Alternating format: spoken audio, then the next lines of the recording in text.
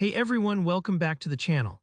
In today's tutorial, I'm going to show you how to quickly set up a customer database using Google Forms and Google Sheets. By the end of this video, you'll have an easy system in place to collect customer information, all organized and accessible, ready for you to track, manage, or even export when you need it. Whether you're running a small business, starting a club, or just want to keep your contacts in order, this is a super useful and straightforward way to get organized without any complicated software. Let's dive right in. First, you'll want a form that your customers can fill out. Usually this would mean heading over to Google Forms and setting up a new form from scratch, adding fields for things like name, email address, phone number, maybe a spot for extra notes.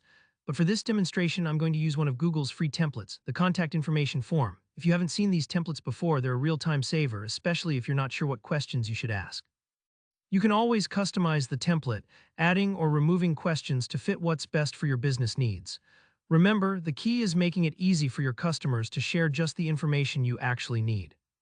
Alright, so now you have your form ready. Let's make sure all those responses go somewhere useful. This is where Google Sheets comes in. After you've finished setting up your form, click on the Responses tab at the top. You'll see a little green Sheets icon. That's your gateway to creating your customer database. Click that icon and Google will give you a choice. You can either create a brand new spreadsheet for these responses, or if you prefer, you can connect the form to an existing spreadsheet you're already using. For this demo, let's choose Select Existing Spreadsheet. Don't worry if you've never used this feature before, Google walks you through the whole process. Go ahead and click Select, and then you'll be prompted to locate the spreadsheet you want to use. If you have a lot of files in your Google Drive, just type the name of your spreadsheet in the search bar, makes things faster. Once you find the one you want, click Insert and you're all set.